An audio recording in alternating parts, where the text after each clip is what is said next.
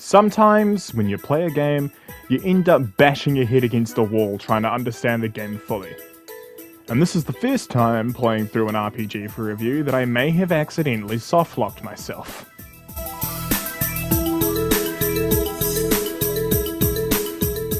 So, going off rip, this game, I have a lot less footage to work with this game, and that's simply because I really struggled getting through this game in places, like, difficulty-wise. And this is longer than usual because I was on a Balatro kick.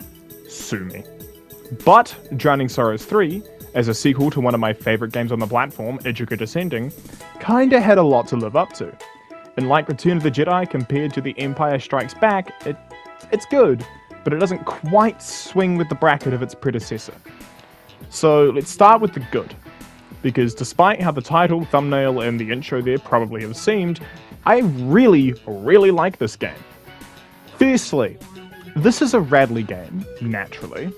So, its location design continues to run circles around AAA game releases. Seriously, Radley pulls off wizardry with every game that gets released. Secondly, the main party member is at an all-time high. Every party member, guest or otherwise, except one, has a lot of wonderful moments to show off their character and their interactions with the main cast and the rest of the game in general. Thirdly, the new mechanics and ideas brought to the front are amazing. Alcohol brewing is wonderful and has so many options to bring to the table, and got me chuckling a couple times. And the skill crystals are very fun and add a degree of strategic thinking to learning skills, which is not something you'd ever expect to hear. The last big thing I'm going to mention here is the game's connections to prior games. Characters from Ejuka Descending are mentioned by name, and while you don't have to have played that game to get a good understanding of who these people are, it's a nice little tip of the cap to those that have played before and have an understanding of what they are doing. But now, onto the things that I didn't really like. Firstly, I ran onto another hardlock. I think this was one I was warned about, but if it wasn't and this was unintentional, then I have balked the game again. Secondly, combat feels a little lethargic. I mean, the damage numbers from everyone but the twins are fine. It's just the twins feel very sluggish in their damage potential and their damage numbers. And I know that'll probably be fixed, but it really compounds the issue I've had with this game's balance. Thirdly, and this is entirely a complaint on my end, and I know I really shouldn't complain about this, but the fact that the Eternal Hourglasses don't level up party members not in the active party just kinda sucked, and is another reason why I think I may have softlocked myself. And lastly, the save statues are just not common enough for my liking. Mostly surface complaint there, it's simply a skill issue.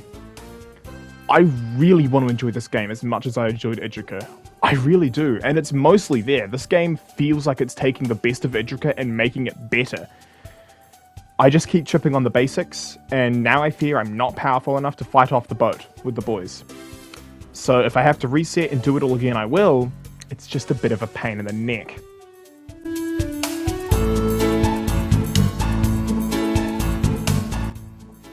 Now, unlike most other games that I've actually covered here, where the story's kind of okay and the rest of the mechanics are great, this game's story is swinging way above its pay grade.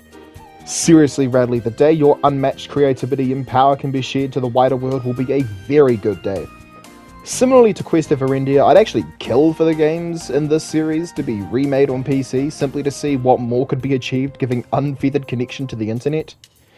Anyway, this game's story focuses on the villain from Ejuka Descending, the last game technically, getting the shittiest haircut known to man, getting annoyed and promptly trying to find his son to steal his hair and get a better haircut. There's more to do here with landmasses, dark corruptions, and gods, but I push the X button far too often and skip key dialogue moments accidentally.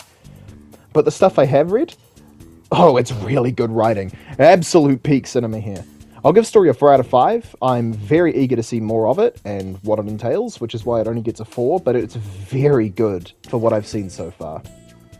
The characters that form the main party are actually a fun dichotomy between the 3 main characters that you have full control over their actions, and the additional guest characters which you don't, which I think is cool. And once again, aside from this fella, they're all amazingly written and just full of love, charm, and character. Ibdriz is easily my favorite of the 3 controllable party members, and despite the fact this guy says one fucking word, he was my favorite of the guests, easily. I'll give characters a 5 out of 5, mostly because Ibdriz and Oztav carry the game's interactions on their back, and Tanya does a pretty good job herself. The combat is the first part that I'll say feels a little subpar for my tastes. The damage numbers from Oztav and Tanya feel far too low, as I mentioned earlier, and the enemies feel like they hit like bricks. Feels like I'm using a foam finger to shoot at them and they're responding in kind with 20 gauge at point blank. This feels like something that's either a skill issue on my part, as like I've missed something very important in the early game, or this will be fixed later on, but ring-a-ding fuck biscuit does it slog the early game. So I'm only really able to give this a 3 out of 5, unfortunately. Exploration, Radley, 5, moving on. I had a really good time with this game. Yeah, there's faults with its combat, for sure. But every game has their faults. And I had a resounding blast with the game in every single other aspect. So, it is a bit weird considering it's an RPG, but as we learned from Buckfield, they don't all have to be combat focused. So that said, I'll give Exploration a 4 out of 5, which gives a final score to Drowning Sorrows 3 of 21 out of 25.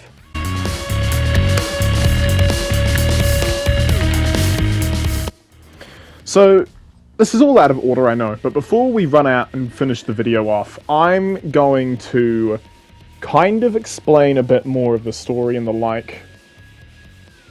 But the main bits that I want to do with this holdout here is discuss like how everything kind of clicks together in fun ways. So, where I picked up was immediately after the desert town needing to make a alcohol for the Ratman, and then getting the information about the fire crystal and going to get that. That was fun because the fire crystal was from Intricate Descending, so I knew what I was getting into. The boss fight that you can see on screen was miserable and ate up. When I make these videos, I record roughly 6 hours worth of footage to do whatever with. The reason this one is flat shorter than all the others is because 2 hours of my footage is the fire temple boss fight, the fire orb fight, and there's another hour and a half at the tail end that is just trying to get past the boat. So I had it was really rough for this one.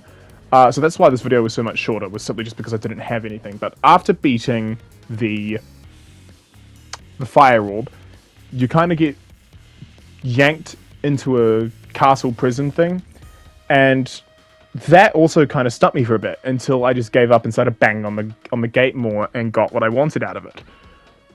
But it's the other real issue I have with this game. It's not going to mark anything down, but the real issue I have with the game's storylining is simply the answers are not logically there most of the time. Sometimes the answers are pretty obtuse, like making the bottle of Merlot, I think it was, and banging on the gate in the prison cell. Yeah, it just makes things very difficult to navigate sometimes, and if this game gets an update in any way, shape, or form, I'd kind of hope for a hint system to be added in for things like the Merlot, and like the banging on the glass, or on the cell doors, and that sort of thing. But once you get out of the jail cells, it's rush around with this new guy, find Ibdriz, fight off a dude, and then escape, and then the team splits. Tanya ends up broken off from Oztav and Ibdriz. And that fight there, where I had the hard lock, was also really, really difficult and painful, and just... I feel like the combat here was a little overtuned, and it's the finest example of games need people that are not the developer to go in and play test them. And I know it's really hard on console to do that, but it really just... I think this game would have benefited a hell of a lot more if there was someone else going through the game and playing it just to see how the difficulty and the balance of it was. Yeah, that's really all I have to say in this section. So, on to the conclusion.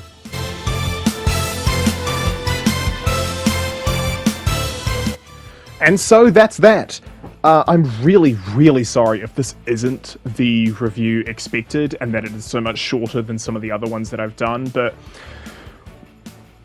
things just happened. The game really acted up on me. I really didn't have a lot of footage to work with my allocated time slots. I really wanted to like this game more than I ended up liking it at the moment, but hopefully that'll change in the later. Again, I'm really sorry about this one. Like, it's so close to greatness. It's almost there. The next game that I'm looking at is the Fiasco mashup of RPG Maker, Five Nights at Freddy's, and Hololive. That is Five Nights at Hololive. There's a lot of research I'll need to be doing there. So I'll see you then. Have a good rest of your day, everyone, and I will talk to you later, I suppose. Bye-bye.